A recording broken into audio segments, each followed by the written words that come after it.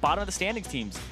Echo Fox, Envy, they get these early game leads, but then they just can't close it out. Right.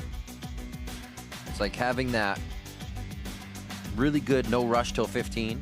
Then unfortunately the other teams are good once they get to the rush.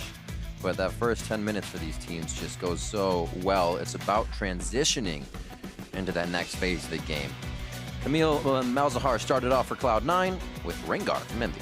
Yeah, and this is what I really liked about the Envy draft, is they pinched jungle and then they still had jungles to play, and it forced Contractz to pick a jungler pretty early on. And then C9 even banned Elise Kha'Zix in their rotation in second ban phase, and LirA still had something that he went ridiculous on. And so Envy, you can even just see the scores at the top right now. If they beat Cloud9, Cloud9 would be tied with Phoenix 1 at 11-5. Putting them down the standings, and meaning that even if Phoenix 1 dropped their match to TSM next week, it's the Cloud9 versus P1 match that would matter for that first round bye. And Envy, on the other hand, they still have a chance to get out of the relegation zone. Echo Fox is right next to them in the standings. Also right above them is Team Liquid with 4 wins, and Envy would be able to tie that up. Impact gonna get a champion he can do just that with. Rumble locked in, as it has been one of the easier blind pick top laners to go against just about anything. But you always have to be careful up against Seraph. What's he going to pull out here? Is Seraph finally going to have that match win up against Impact? Because we talked about he's 1-15 in games against Impact. Now he's 2-15. But this could be that first match win in a best of 3. Brings out Lissandra. Hey, it's a Seraph special. I mean, we saw the LirA Seraph special in the jungle with the Nidalee fervor of battle, and it worked. So support lock in, and that Jayce. We're looking for more long-range action here from Team Envy. A little bit of a tell to Cloud9. They can start to sort around this, but don't have to change too much at all. And when you have something that kills turrets so quickly, which have been the siege situations are incredibly weak for Envy, it's been one of their banes. The Ziggs, the Jayce seem like great pickups for them. They kind of seem like no-brainers for a team that struggles at killing turrets and staying around the appropriate amount of time. Just make sure they don't have to stay very long. I like the lock-in of Jhin here, keeping the long-range initiation going, giving the equalizer a little bit more life. Yeah. When they escape the fight. It's kind of an older combo, but it checks out with the Jhin using the ultimate to hit people who are on the equalizer, even slow them a bit too. I know the slows don't stack, but it's still an incredibly potent one. And a lot of damage that could come through. And Sneaky, this just seems like comfort. Your back's up against the wall. Might as well play the Jhin here. One of the champions that he brought into competitive play, but I think you go with the Ziggs again. Ziggs will win this matchup because he has superior wave clear. You have the Karma, which is that wave clear support. And this is a lane where Sneaky may just be playing it under turret for the first 9 minutes, and then he won't have a turret after that. And I actually like the, not exchange, but Joyce, Karma, Lulu. You pretty much get the same thing out of it. Going back and forth between the champions, I find myself shielding people with Lulu and be like, where's your movement speed? It's your other ability. But Karma, that shield speeds him up, so almost interchangeable without the ult being there, Wild Growth. We'll see what else they have in store now for ban phase 2. Talon against Jensen to get him off an assassin. Yeah, and I think it's them banning out some of those AD mid laners because they have a Rumble top lane. And so you would want something that's a little more AD focused in that mid just to balance out the composition, and you have an AD jungler. So you could actually still run an AP mid laner and be okay. But they just don't want him to have that up against the Jayce.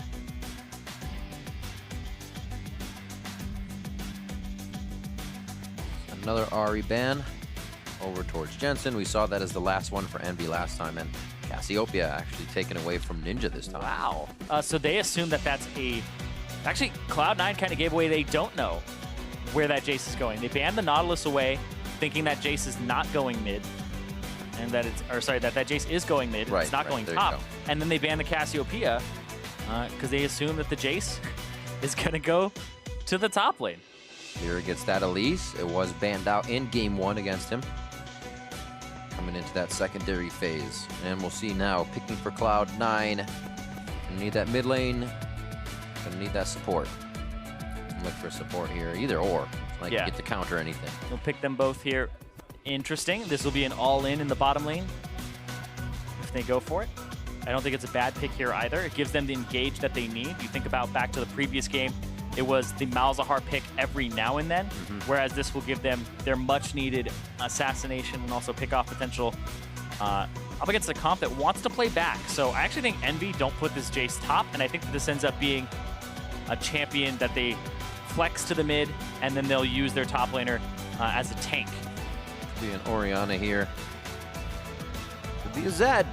He might go for it. They banned out 2 assassins. They definitely don't want Jensen on a assassin, and he may just still get one. They have the AP coming in. There you Impact. go. We're gonna get Jensen on Zed. Thresh was locked in as well. Gives Sneaky a little bit more mobility on that Jhin to play dangerous, along with his movement speed he gets. And a Renekton for Seraph locked in, also something he loves, and is near the top of that champion pool for him. Started getting banned out against him, so they don't go with the Shen. They want a better matchup for themselves in the top lane up against the Rumble and a physical damage dealer. So now they have a good mix of physical and magic damage dealing champions on Envy. But Envy is really kind of siege and skirmish oriented. The Elise can pair up with pretty much anybody and do a really good job in 2-on-2s if she gets the jump. And then they are really good in all 5 grouped up or Seraph splitting. So overall, Envy composition looks pretty sound in terms of damage, poke, pick, wave clear. Cloud9, not so much in the wave clear department there. Decent amount of assassination, pick potential. Tankiness is very low though. They're gonna have to rely on Smoothie a bit there. This is gonna be interesting because the damage that Envy do could get very impactful with that Ziggs, with those accelerated shock blasts, and there's nobody to really soak them on Cloud9's side. Cloud9 are gonna have to play fast, and we're not knowing them for being a very fast early game team. And it's also an even more tricky, slippery combo of Elise and Karma going through the jungle now. Elise repels over the walls, blast cones. These guys are going to be hard to stop. If they do get that buddy roam going on again with Apollo on that Ziggs, he can keep himself on the back line, safely farming like game 1. Cloud9 win, hashtag C9 win, hashtag Envy win. If that's what you're voting for, game 1 over to Envy in a very convincing manner. We'll see what happens here as we get into game 2. Cloud9 recuperating, regrouping, and talking about what happened in game 1. We are on the rift for game 2, and we'll see if they can bring us to a game 3. No matter what happens here and who wins this series, it's already going to be one that's very different than your average series, because Cloud9, like I said, they haven't won a series where they lost the first game in this split. This would be the first one. Also, for Envy, if they win, they just took down Cloud9. They made Cloud9's race with P1 that much closer. That match is going to mean so much more coming into next week for that first round bye. And because there's so much parity in the league, you want that first round bye. You don't want to have to play even the 6th place team, because it could be Immortals, could be Dignitas, could be FlyQuest, any of these teams on that upswing.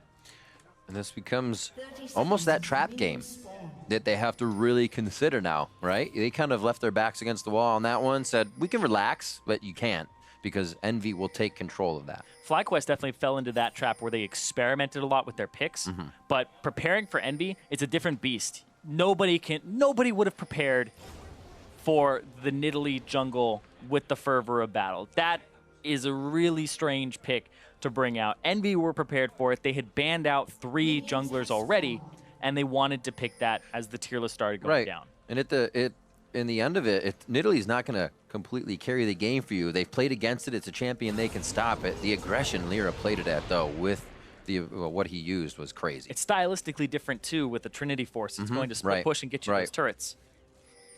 Things starting off here for game 2. We get minions bouncing off each other in the middle, and the camps have spawned up. Looks like LirA's going to get out of this one clean. Contractz a little help on blue.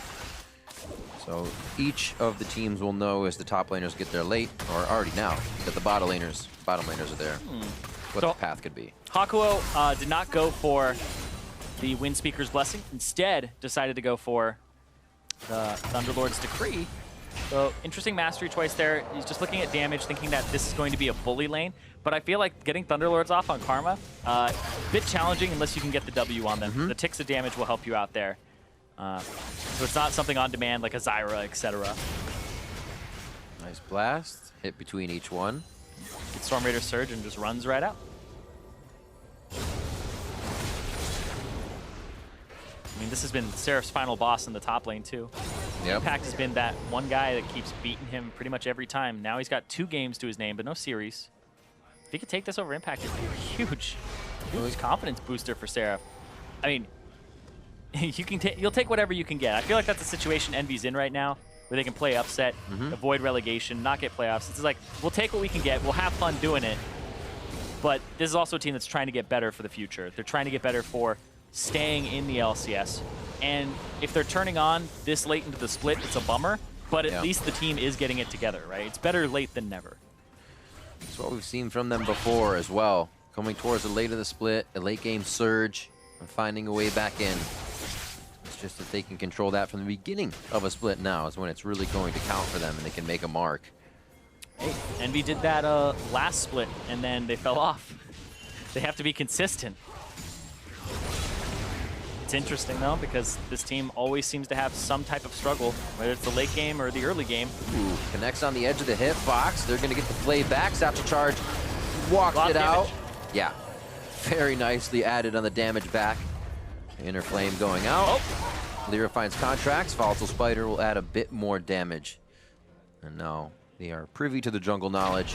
You can just see how much damage LirA did there, too. Even without landing the cocoon and getting the follow-up, it was still enough to chunk Contractz out, who was a level down. Now going to have to go to the other side of his jungle there. But that gives LirA complete agency over the jungle for a bit. His lanes are now safe and get to play aggressive. And Seraph kind of losing that trade. Not going to do him any good either, being this low up. Knows his jungle's there. Could be baiting that in, but Smoothie up.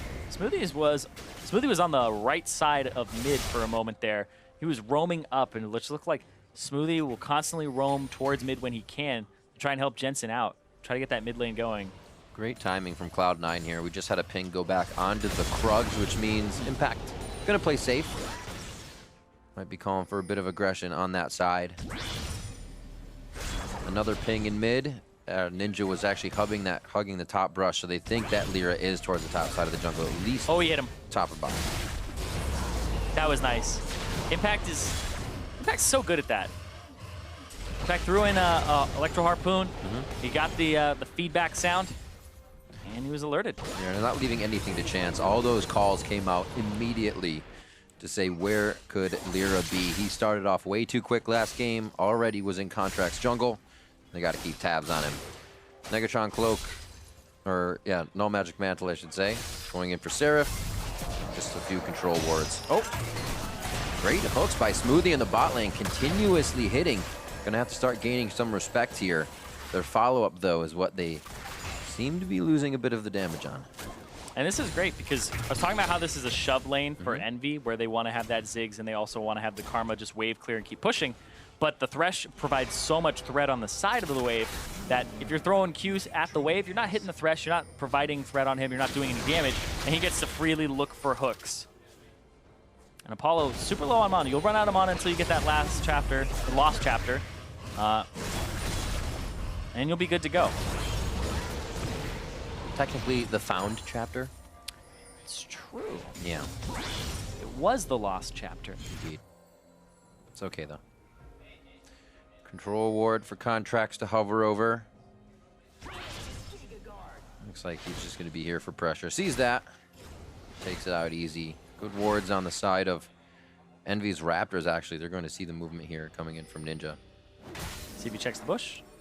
Yep. Don't know what... Yeah, I think he saw it. He did. He's just saying, let me look around. It's a little too quiet. Yeah. We did just know that Contractz was up there, so everybody playing really safe here in game 2. Already had a few kills coming in the previous game. They're going to try to... there's no blast cone for them to go over, but this is going to be a flank in. Ooh. Oh, Apollo, he might be cut off here. They have to get... LirA has to find a way to get here. Flashes through, ward goes down, gets the heal. Nicely done. So now LirA's going to try to come in, holding the cocoon, make sure everybody else was in range, but they say not worth. We had to blow quite a few sums to start that one off. Yeah, it still had flashes on that bottom side. Yeah. So it doesn't go for the flash cocoon or anything like that. Does get a heal out, and that's actually going to be a sacrifice of LirA not getting his red buff, but he'll keep, I believe, pushing the bottom side. He's still in that cluster on the minimap of Apollo and Hakuho who want to push the wave out to back and get that lost chapter.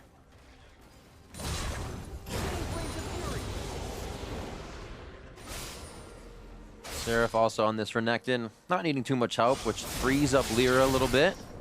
He can easily farm under his turret against Impact, can stay healthy with that call.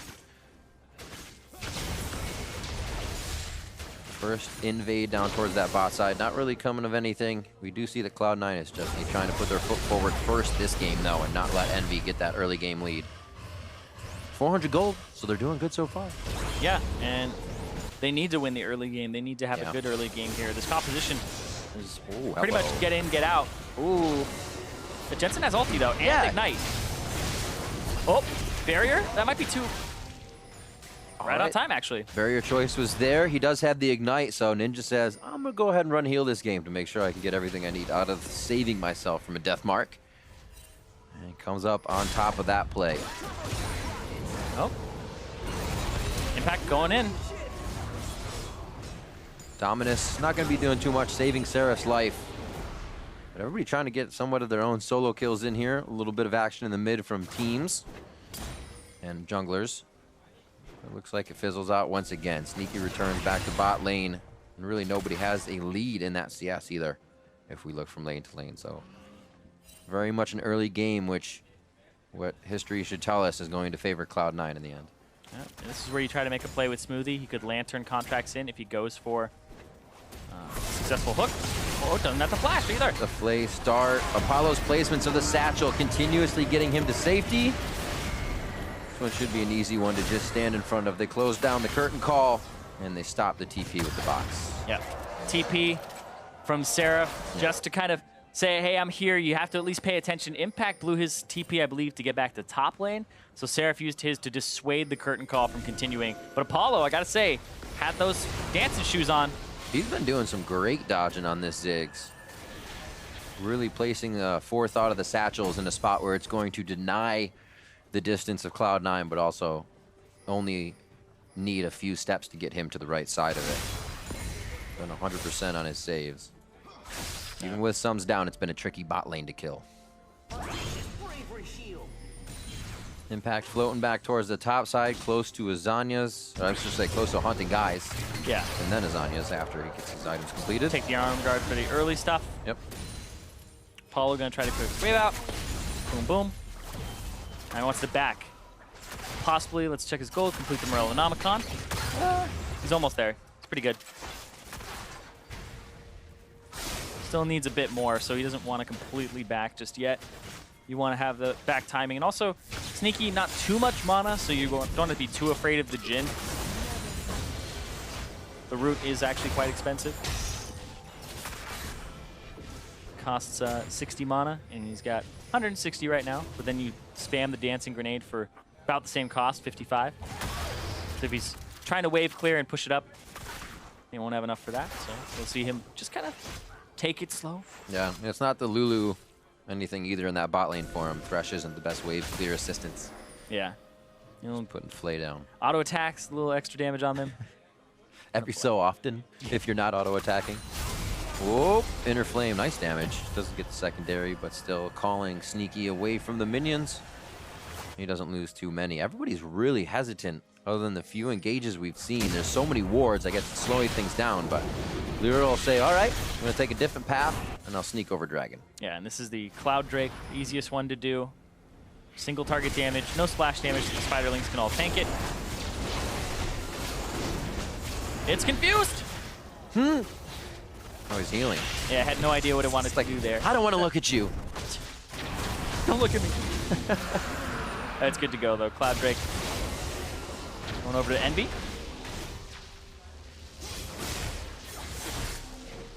Quick clears from Jensen's Shadow. He's actually out of energy right now. This would be a pretty hectic fight if Ninja were to go in. Yeah. Decides not to, though. Yeah. It would have been back fast, just not for the time. Yeah, and you can see that whole area just covered in control wards on the top side. That was 3 control wards there for Cloud9. 1 in that pixel brush, 1 in that side bush, and then 1 right there. So they're definitely trying to keep top side between Impact and Jensen, their solo laners, alive. And LirA, that's a nice sweeper from LirA. He knows they know the timer. So walks up, makes sure that they're all good to go. Nice dodges by Ninja. Words today have actually been quite hard. I don't know what's up. I'm going to blame it on the weather. Sometimes it just gets to you. It's been a bit foggy lately. There you go. Foggy weather, foggy brain. Oh, this could be just a smite away. right? Yeah.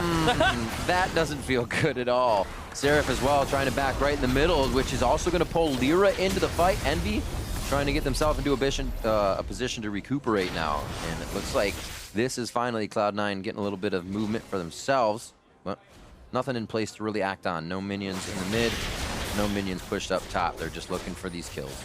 Yeah, they're just trying to invade, get that red buff, slow LirA down. I feel like if you slow LirA down, you slow down Envy. Yeah, threw it straight, and then it was a dodge up. Nothing too fancy, as everybody just kind of resets. And Seraph, not going to complete the Maw, going to go for the Black Cleaver next. Right thing to do.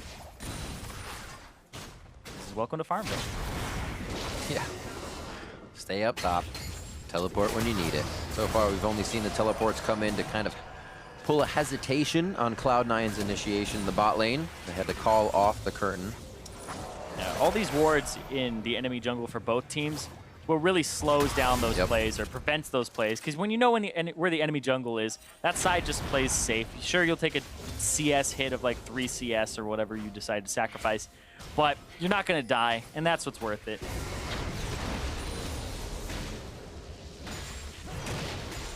Pretty good wards around mid here for Envy. Could allow Ninja to start getting some Fog of War, Shock Blast in. Really give a potential of starting a fight off in their favor. Right now, it's just Jensen going to be looking for a death mark target. Everybody's pretty squishy to start things off. It's a lot of damage. Yep. He's telling Hakuho, you should build AP. I like it. He's got Thunder Lords, like I said earlier, but he's also maxing Q, the Inner Flame, so he has extra poke damage. He's going with the Man Karma. So none of that shielding stuff here. None of that Windspeaker's Blessing nonsense. This is that Karma before Windspeaker's Blessing was a thing. You don't need shields if the other person's dead. Yeah. There you go. It's the best form of CC. Got that logic. Things still close out of this laning phase. A bit of discrepancy from Sneaky now, 152 to 135, but Apollo's still going to be able to fire in the bombs from the back line, doing AoE damage. So it almost doesn't matter at that point. Oh, he sees Contractz there. Oh! Ooh! You could see him with the ward afterwards, but that was nice. He's got 8 legs, moves all of them. Mm-hmm. Good to go. Probably a little bit broken that he has 8 legs for dancing. You would know. You're good at dancing, Zirene. Don't have 8 legs. What could you do with 8 legs? I mean, yeah, right. You have no idea. Whoa! Oh, close from LirA. He actually wants to bite back, as that would have been Hakuho just on the bottom side. So Ninja and the rest of the team still looking to pull the trigger when they feel like they have the chance. They would have been in and out on that one. Now again, we go back to a bit of a lull. Farmer in the bot. Seraph looked like he may be able to get a ward here that Envy can act off of. They're going to collapse because they know that the blue buff is coming up, and Seraph just dipped out of lane. So now I think LirA's going to check this. Smoothie is here, though. That is the unexpected part. Oh! Hello! I don't even think LirA thought he was that close. Might have been looking at the mini-map or somewhere across. Over, flashes into the brush to try and make him think he flashed over the wall. Not going to work. A double kill coming in for Impact. What a great equalizer over the wall for Cloud9 to party on. It's exactly what Cloud9 needed, getting themselves an advantage in the early game here with this composition. 2 kills going over to Impact on that Rumble, and he's going with the full penetration build here. He has those 2 items that are going to help him out with that spell pen. So he's good to go on this Rumble. He's going to add that magic damage to this composition that's mostly physical. I love seeing it. It makes me a little sad when you see the Rumble have to put Mercury Treads in or something else to deal with lane or the composition. The pure damage is what we want to see coming out of those rockets falling from the sky. Ninja under the turret, a little bit of hesitation. His top goes down. He'll keep himself safe. He likes the aggression he has on Jensen. As well, watch this fight one more time from Sky King. LirA gets almost blown up, then goes over the wall into Impact. Almost flashes into the bush, but it doesn't matter. He was still cooking. Yep. There's already a ward there too, and a great equalizer, like you said. But yeah, the fact that Smoothie was there was kind of the kicker. Karma shows up too, but LirA's just face checking at that point, and that's just, I don't know, he's going way too far forward and not expecting the Thresh to be there, which, oh, granted. Hold on. That was close. Apollo looking for the quick satchel, almost put LirA to his death. Curtain call comes out as they try to figure out where LirA actually went. He falls down with about 75% HP, so not too worse for the wear. Ocean Drake is up, and Envy want to contest this area and want to make it theirs, and they have all this warding around it, whereas Cloud9 put a lot of their wards on the top side of the map. Nice Fog of War hit. We did see him quickly change into hammer form for a bit of that speed up. Possibly the initiation onto Jensen with his barrier there. Yeah, when you have the Storm Raider Surge, if you can get him with the accelerated shock blast, just run right at him, put you in range for the Q. Oh, I think Seraph's gonna start up the red. This is heavily warded though. Impact is winning this side of the map. Oh. Got the hot foot. But nobody's here to help Seraph. He's like, all right, I wonder where he is, because that was far away. You can see him on the ward now. Gonna go ahead and get the call out, actually. Throws down Dominus. Actually gets the double attack from his Ruthless Predator. It looks like he's gonna be out of that one. Yeah, got the red buff, got out. Does know that there's a pink ward in that area too. So Seraph has some knowledge, but he's got the red buff, so he'll heal up. Red buff gives you % missing HP every few seconds, and it just ticks up very quickly. You can see there. Constant 27s, and he's back to full. Push on that mid lane. Leaving it about just 1,000 HP right now for C9. We're looking at a little bit of damage on Envy's turret as well, but we're still waiting for that from Envy's side to get some golden on those objectives. Two dragons rather to them. Cloud and Ocean will help them stay out, get these pokes in, and definitely put a little bit more pressure on the lanes.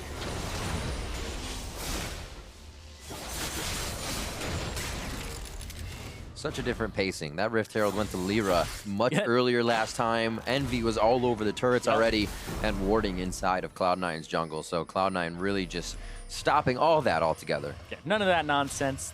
They're like, let's slow it down. Up against Envy, slowing the game down is something that you can do. You just ward your entrances. You can collapse on LirA just like what happened before, because LirA is an incredibly aggressive jungler. You don't get those types of leads as a jungler without invading or being aggressive.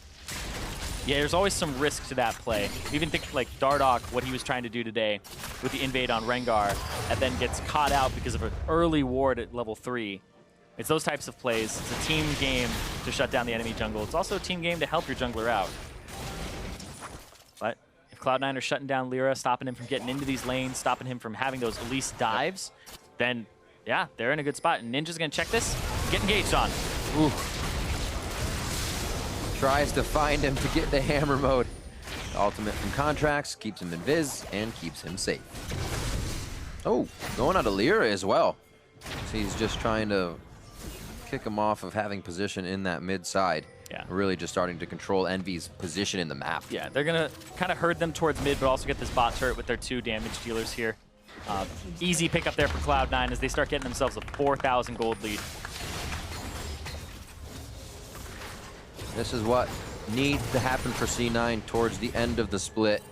Having a weak early game will be punished by teams like T1, teams like TSM, if they're able to control the first 10-15 minutes, because those are teams that know how to transition that into the mid game. I mean, it gets punished by Envy in that game 1. So if Cloud9 are able to shore up that early game weakness, they'll look like a more complete team. It's one of the reasons they started falling out of those top spots and started losing games. They looked untouchable at the start. There were even questions of who's going to beat Cloud9. Yeah. And it didn't really happen until that second half started coming around and started dropping the games. Teams getting a little bit better themselves. Very true. Figuring out other teams. Patch changes as well. Flipping a few things around and allowing more versatility. I think we've only really seen Cloud9, a team like Immortals, be able to deny all of that only a few times and have a almost perfect record. Yeah, and the patch changes definitely help teams like Envy that are really unique in what they play and don't always conform to the meta. They make their own meta, and it seems to work out sometimes. Like Seraph, I'll actually just use LirA as the direct example from the previous game, playing the Nidalee in the jungle. Seraph usually has one of the most unique champion pools. We always do those stats on how many unique champions he's played, and it's usually number 1 or 2 in the NALCS because he's playing those things that are out of meta and trying to engage here. Apollo Oh, nice. Shadow in, almost takes down Hakuho at the same time. I was trying to make sure he didn't go for it. Smoothie could get the aggression, but a deadly flourish locks down Seraph. Apollo's been the only one to fall as I say that. Hakuho finally gets cooked up as he even tries to enter the fight. Impact comes back out of the left side of the jungle. Says, actually, we own this area. Yeah. Right now. Impact is just like turning on the flame spitter and people are kind of throwing themselves into it right there as well. Apollo is like put himself into the oven. Oh. Baits it in, repel back out for LirA as he almost goes down. And even overheated, he's able to get himself out safely. Impact and the team draw away from this one. 2 kills for themselves, and LirA actually has to limp away as he heads back into the jungle. We'll see the initial fight here and how it started. Yeah, evolution from Contractz, Q into the W, so now he has these slow. So he throws these out, doesn't hit anybody, but now they're just trying to layer, like we said, at the champion select point, that you throw down the curtain call and the equalizer. And right there, Apollo satchel charges himself into Impact, just right over the wall. And then Impact, Hakuho is trying to find a way in, but he can't really get it, and he gets cooked there. But they do get a counter kill. It's 2 for 1. Nope. Man, it just seemed like a few minutes ago that was just a haunting guys for Impact. Now it's Zanyas, a needlessly large rod, and a finish Leandries. 3-0 and 2 replicated by Jensen as well in the mid lane with the same score. And that's, your solo laners are winning that hard. Cloud9 should be able to control this one quite steadily, but that's not going to stop LirA. Speed up from Hakuho going in, and they still feel like they have an upper hand here. Yeah, it's going to be interesting. There's a teleport on Impact. He has that ultimate. And there's a Jensen flank from the back, so if they retreat into Jensen.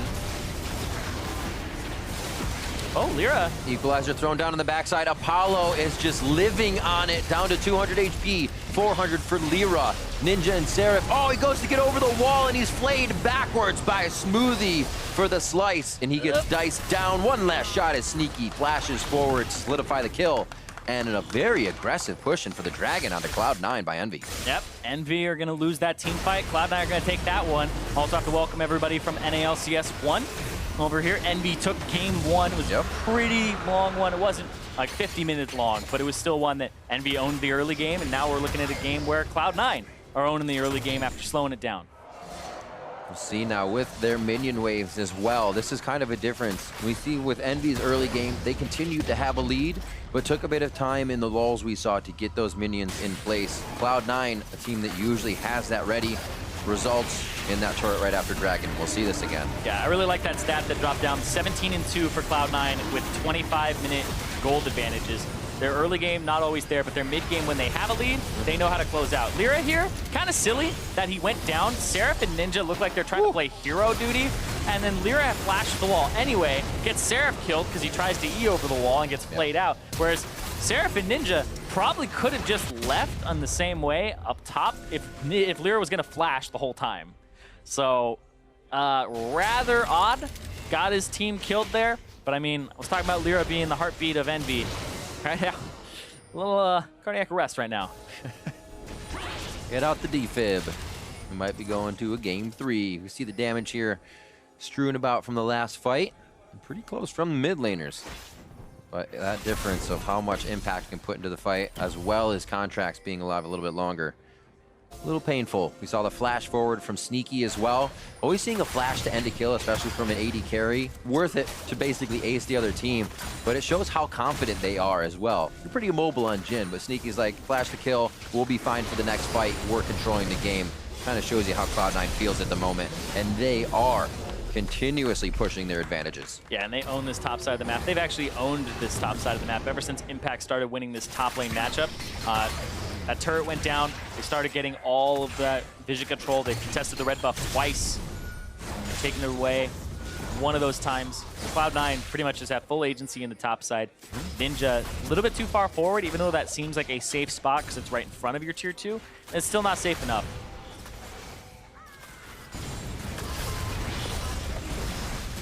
Pushing them off. Impact routing behind the defenses. This top lane is pushing in. And bot lane going to be needing respect here from EnVy quite soon. Looks like C9 is going to give them a little bit of that room here as they'll back up and set up a little bit more towards that top side. And I like the build that's coming out from Sneaky. Went for the lethality early with the Youmuu's Ghostblade, and now he has the Infinity Edge for those enhanced crit damage. And then now he has the Zeal, so I'm assuming a Rapid Fire Cannon next, so it's lethality for the early smoothness in the build, and then he starts going into a crit build, which is just a little bit more synergistic with the other items that you build later on in the game as opposed to stacking lethality. Giant's belt in for LirA. He gets a little bit tankier. He's pretty much full tank as opposed to the way that Meteos builds the Elise with Leandri's going for the penetration. Good damage from Ninja. I'm sure the team is happy to see that he can still put that down right now. Blasco? Oh, he flashes in front of it to hopefully get it. What? He helped him. Yeah, he moved away so he could actually get the hit on that. Here comes the attack kill coming in from Apollo. Quite a bit used, actually, just to take down Impact. Where is Cloud9 going with this? Yeah, that was 2 flashes for 1 flash and a kill. And that leaves their top side and mid vulnerable here as Seraph now is alone in the bottom side pushing it out. They just have to kind of do something about Cloud9 in this jungle here, because EnVy do not have control of their topside jungle, do not have control of the Baron area, and they have no turrets, so they really don't have much on this map. And they're getting run back and forth. Very big chance for situations like Ninja to go down before they can actually regroup towards the top side. You can see Hakuho even meeting Contractz on the way there. Just a few steps out of position, really playing in favor of Cloud9 here as they can go back and forth. And a ping on that bot side turret just came out. We'll see who actually decides to head down there.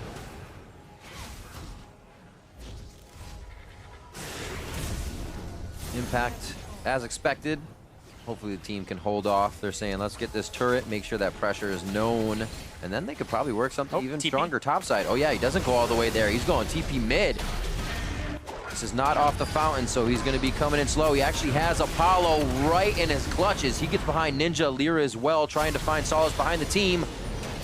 Where's Hakuho going to go? Already used the Mantra Shield, so he can only deliver 1. Ninja almost goes down. Ooh. Just coming out of the Zanyas. Nice prediction from Apollo, but just not enough damage yet. Yeah, just barely. Almost there. Yeah. But Impact now doesn't have the teleport. Seraph does, but it's still a bit of a mismatch. A little bit of chaos. But EnVy so low here as they're getting the things that would help them kind of counter the sieges that Cloud9 are doing. And Ninja's going to have to go back before he can use his blue buff to do any good damage. Cloud9 has already left the situation anyways as they are in and out, in and out. Quick attacks. If they don't get it, they're fine with going back and resetting. Ninja's starting to get his build online. Bought the last Whisper even though there isn't much in terms of armor on the enemy team. The Ninja Tabi, since the last Whisper is now 45% bonus penetration, you will get about 15 out of that, very close to. So it's a decent amount, equivalent to a lethality item, but he still doesn't have his Youmuu's. It's been quite delayed in this matchup. But he's looking for that, and as soon as he comes online, and Apollo does as well, they'll be looking for some damage from EnVy's side. And the longer they stall it, the better it's going to look for them. Cloud9, I don't feel like they want to do that. Cloud9, they're that mid-game team. They're that late-game team. See how they play around the Baron and try to close it out once they have this ocean break. Cut him down. Cut it down, drink it up. Dragon clap from the crowd. Yeah, it's like it's an ocean one, so I don't know if I should be clapping or not. But it was good altogether. 2 oceans are going to be very nice for the situation at hand as they are in the lead, and we've seen them kind of stay out short extended periods. Whoop. And in for that one. Okay. Yeah, you got the locket shield there from Smoothie. Ooh, nice kill. First turret for Apollo. First turret for EnVy there. Yeah, they needed to open up the map. They're only 4K down now. Impact has no teleport. Impact on the bottom side of the map. EnVy gonna try to make a power play for that mid turret, and now the top turret. They have the damage to do so. Seraph will try to hold off this mid. That middle turret is actually quite low, and now he wants to clear the minion wave out. Contract's gonna have none of that, but this top lane just rotating in between. Oh, they gotta be careful. Rumble's just behind them. They don't see the damage that Impact is bringing yet. Cocoon. Oh. Just out of range. They jump over to Seraph. He thinks he's safe. Rooted. Team just above him. Redemption coming down. 516 back onto the Gator, and he's going to be safe.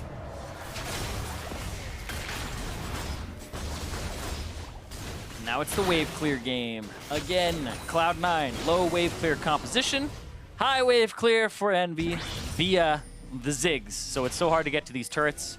You see, even though there's this lead for Cloud9, they can't get these outers just yet. They have a really low bottom outer turret, or inner turret, really low mid inner turret. So Envy are playing defense all right now, but Cloud9, part of it is that composition. They want to play fast, want to play loose, want to have those skirmishes. So you got to fight over objectives, you got to force stuff. Yeah, going up to the turret, Ziggs is basically just going to shut you down each time you get up to it. Yep, they got to control the jungle. They're doing that right now so that they're gonna, oh my god, they caught LirA out of position. That's not yours. Yeah, LirA face checking there. That might be Baron because now it's no 50-50 on the smite. And you have a Jhin, so if you synergize the Jhin 4th shot with the smite, it's an easy kill.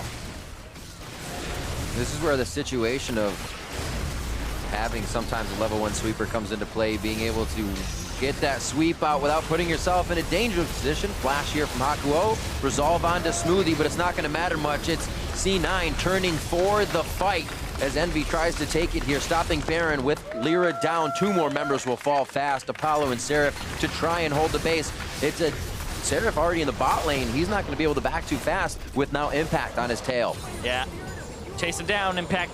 Don't let him go. Yep, play the stop game. Chase the gator. Oh, he has to go back. All right. Still, it's enough time for them to actually get this top inhibitor. That's exactly what Cloud9 wanted. As soon as they got LirA there, they got that pick. It's so important because they controlled the top side of the map.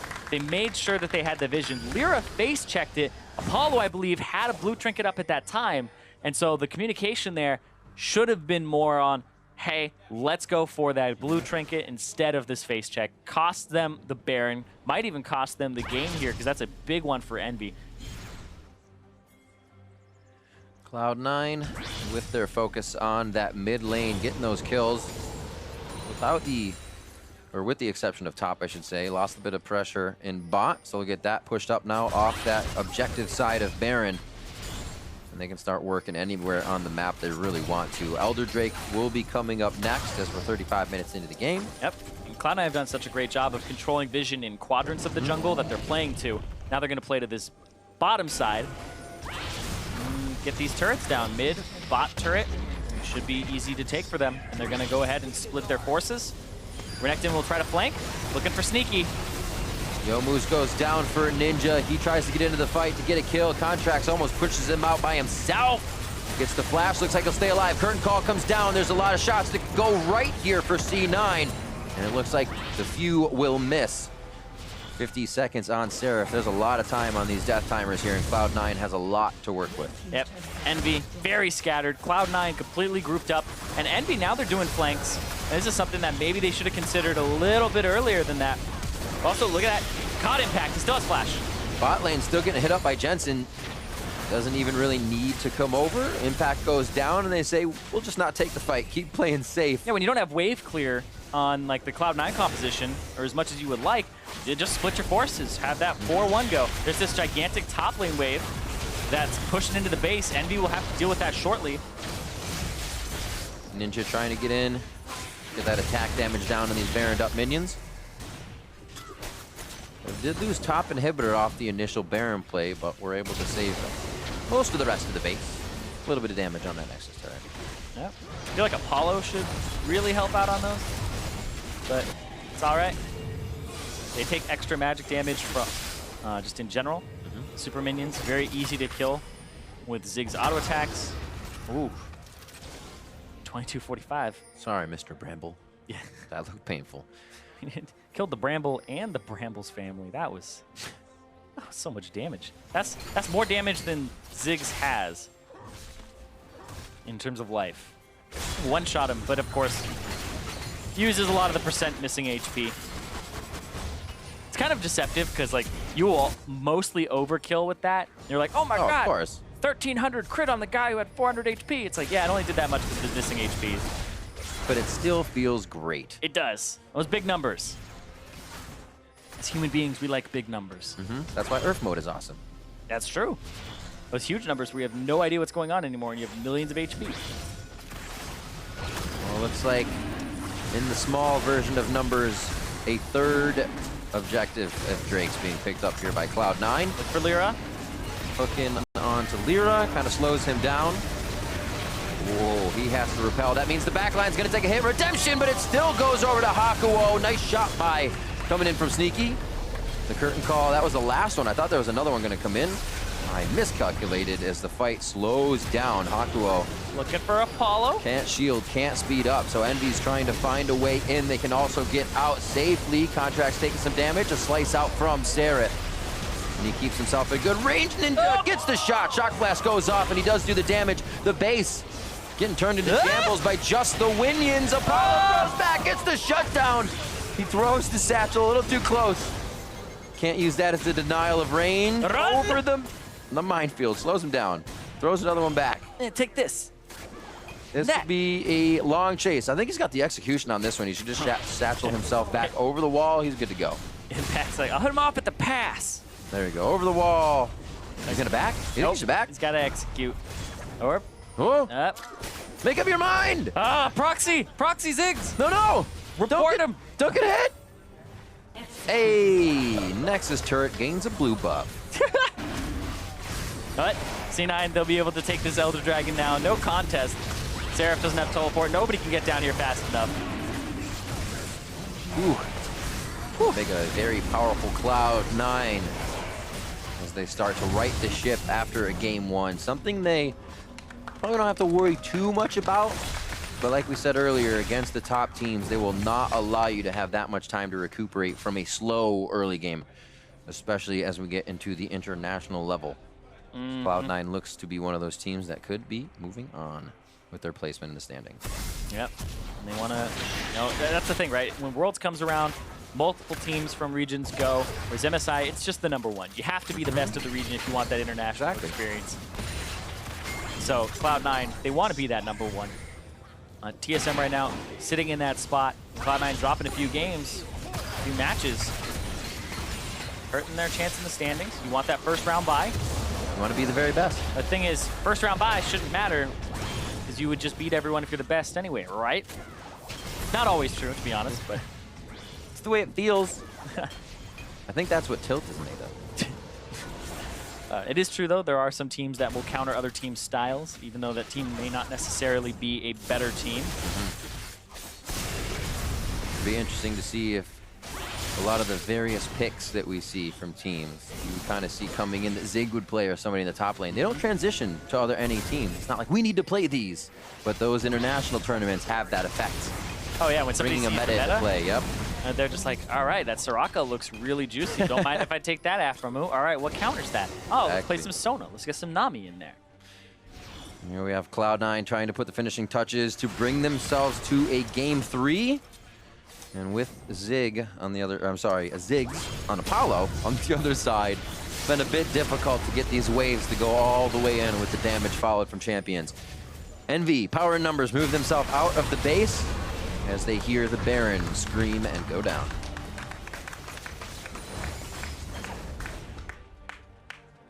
And Cloud9 looking to try and close this one out. It has been a rough road for them. We're approaching 6 items for Cloud9 members. And so the gold doesn't seem to mean much after that point. EnVy will start to catch up in relative strength over time. So you want to end it now, especially with a composition like this. It's a swift hitter, but as the Renekton gets tankier, and it takes a lot more of your abilities to take him down. You get more defensive tools on your support.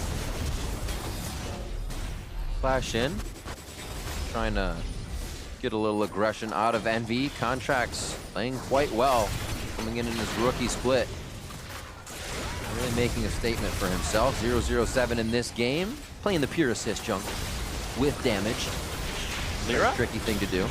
Going for Smoothie, Jensen on the side. Nice equalizer. Has to dodge the redemption, unfortunately. You're right. Equalizer goes down, tries to deny the exit and entry into the base. Apollo just on the side. His heal summoners go down along with him. And now Cloud9 is just to the left side of EnVy. They're not even fighting him in their own base. They're just dancing this one out. And it looks like the moves from C9 choreographed a little bit better here as they enter the base. 20-5, 42 minutes in. Some decently long games between Cloud9 and EnVy here to end out the day. And we're going to a game 3 as Cloud9 picks up game 2. Cloud9 bounce back from that game 1. They played a little bit slower. They don't let LirA get off the ground. LirA ends the game 0-4-4, well, 1 KDA for himself. And the rest of Cloud9 are looking great after that match, only dropping 5 kills. Exactly what you want to see from a game 2 for a team that just lost the first one. As well, 6-1-7 for that man you just saw on your screen. Jensen playing his first Zed game of the split. Actually hovered Yasuo on that bottom side. Always loves to play the Yasuo. Must just be a little love hover, but the Zed did come out. We were hoping to see it previously, but he still performs on his beloved assassins and really creates chaos for the game. Yeah, and you could tell Envy really just did not want him to have an assassin because they banned out the Ahri, they banned out the Talon. He still did a really good job, but I think Impact in this game was kind of the man of the hour for me because he was the guy who was throwing down the equalizers that meant a whole lot in that early game. People were kind of blast coding themselves into him and like giving him some free kills early, but he got to those double penetration items very quickly. Then he started just accelerating his build and making sure that he had the impact in the fights that he needed. And I think that last equalizer was super good because it split off 2 big parts of the team to the bottom and meant that it was right on that base gate. And you can't go through it. You can't get to the rest of your team. You have to go around to reinforce. And that's when the hooks land. And so do the shots from Sneaky. Absolutely. Some good old top dive from C9's top lane to end out that game 2. And for more on that Cloud9 victory, let's check in with our analysts. Thank you very much, Riv. Yeah, so interesting. Cloud9, of course, making the comeback win happen. I say comeback win. They were in control kind of the whole time, but bounce back game 2. The bounce back game 2. Thank you for picking my words for me. So let's look at the team comp stuff right here. I personally like the choice of going for the Zed here. Of course, yes, the Jayce was grabbed and was held to be a flex pick until the very final pick. But generally, I think Zed good into Jayce. Jayce 80% of the time is played mid lane instead. And so that's kind of a good setup. And Jensen actually did a lot of work with the good matchup. Yeah, I liked it a lot too in general. It's nice into the Ziggs because you know Ziggs just wants to sit mid and wave clear. So you say, all right, well, we'll pick a split pushing assassin as well. I also like Rumble for Impact because it's one of the strongest champions on the patch. Your top laner is one of your best players. If he can't play Rumble because your team doesn't work well without tanks, I think that's something you kind of have to suck up and just give him the Rumble and let him play the game out because he got counterpicked with the Renekton. Not a great matchup for Rumble at all, but he was able to farm even pretty heavily and then like actually get pressure in the lane with some good trading. So very impressive game out of Impact overall. Yeah, interesting. I'm looking at the team comp stuff, and yeah, it was a low tank team, but they made it work. Of course, Threh, Smoothie playing very well for himself, and what was interesting is the early game was very low impact, which was great, right? Like nothing happening at all is a great thing for Cloud9. C9's ideal early game is like 15 minutes and nothing happened. Excellent. Time to play some mid-game shot calling. Right, and that's where they started to take over finally. It took a while before like the first couple kills started coming in, but they went all in C9's favor, and then they just kind of rolled over with that. Right, so let's talk about the fact that we got ourselves into the mid-game eventually, where it did start working well. The 16-minute first blood, or triple first blood, tertiary blood, basically, C9 getting a 3-for-0. Yeah, and it starts kind of randomly, too. Who knows how long this game would have gone without this. LirA just face checks right into Smoothie, trying to get some deep vision down, gets chunked out early on. Blast cones over the wall, right into Impact, unfortunately, and it's fairly easy for the rest of C9 to collapse on this. A really nice equalizer there. Jensen also being able to get AoE damage down. It just sets up such an easy 3-kill advantage for C9 there. And then once they get it onto those members, I mean, Jensen was able to get a lot of kills as well as Impact. We're talking about how they have this kind of more split-up team comp, doesn't want to deal with the Ziggs in the mid lane. Nothing better than getting a bunch of gold onto your solo laners. Yeah, absolutely. And you can see the damage graph here. I mean, ridiculous damage out of the Rumble. I actually did mutter fail flash under my breath during that fight. Actually, it was LirA going for the sweet, like, pretend you're flashing over the wall, but flash into the brush juke. Problem is, it was warded. But LirA almost made like Reddit's favorite play where you flash somewhere else you don't expect to. If only it weren't warded, it would have been sick. Otherwise, though, yeah, I mean, a game that C9 just kind of walked over, right? There wasn't a lot to talk about other than the fact that the 3-for-0 happened, and then they just never lost control. No surprise, mid-game shot calling better on Cloud9 than Team Envy. I want to shout out Impact specifically for a good game. It was, and it was a player who had been hit and miss and missing kind of a lot for the last maybe 2-3 weeks of play, especially considering they just lost their last 2 matches, and he finally came in and looked quite a bit better. Right, I think for the most part during C9's lowest looking times, it's often tied to Impact or whether or not he's even playing the game when Ray's in. So you always kind of talk about him being such a linchpin for the team and the fact that he took a very strong champion in Rumble, played it well, and was able to generate a huge advantage. Because the thing with the Rumble, the Renekton pick, was you could see that Envy's draft kind of crutched on that Jayce flex pick, and they flexed it into a Renekton into Rumble matchup. And they didn't get any early game advantages with it. We saw LirA head up there a couple times. Renekton Elise is a terrifying dive combo, and the fact that Impact basically pushed that back by himself is very impressive. Yeah, and just kind of, you talked about the Elise run in the matchup, the Renekton as well. I do to kind of breach a more wider topics. I like the fact that EnVy are actually playing a lot of Ziggs bot. I think the champion's still super strong. I think now that really it's kind of only EnVy that are playing this in North America, I can't think of another team that plays this champion a lot.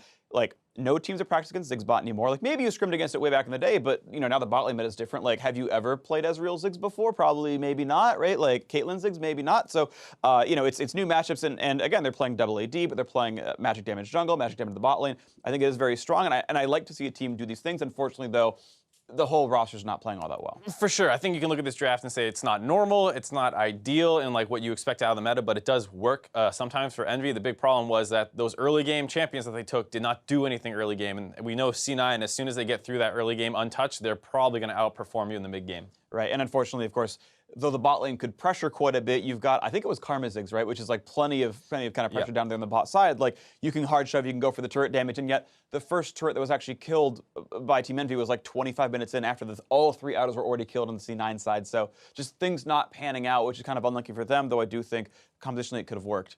Yeah, and I think moving into game 3, maybe C9 starts targeting it, because, I mean, I think Apollo is definitely someone who you might be able to get advantages on in lane if you're trying to get stuff going a little bit earlier. You know Ninja and Seraph have their kind of crazy counter picks, so it can be hard to force through the draft phase and the advantage there, because they might have something crazy. They are moving back to the blue side, a little bit hard to get counter pick on that side, though. Yeah, it's true. You got to kind of have all the pressure of like, ooh, we can take the Lulu away, we can take the Malzahar away. Really important champions here in the draft that we can look at. So yeah, we'll see if the draft changes any. Of course, both teams have won a single game. They've both won on blue side, so we'll see if this changes up in game 3. But the teams with this tie can, of course, either one can claim a win. Meet us back here for game 3 as we figure out who's going to take the decider.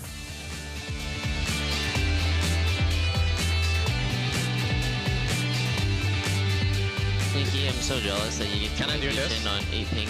Are you playing Heartseeker? Yeah. Ooh. The music when you recall is great, and then you whip out like a table and a chair. Sneaky, I invite you to my candlelit dinner. Slow. Redemption. Thanks, Ziggs. Nice, good job. We can end. Just end. Yeah, Just end. And then.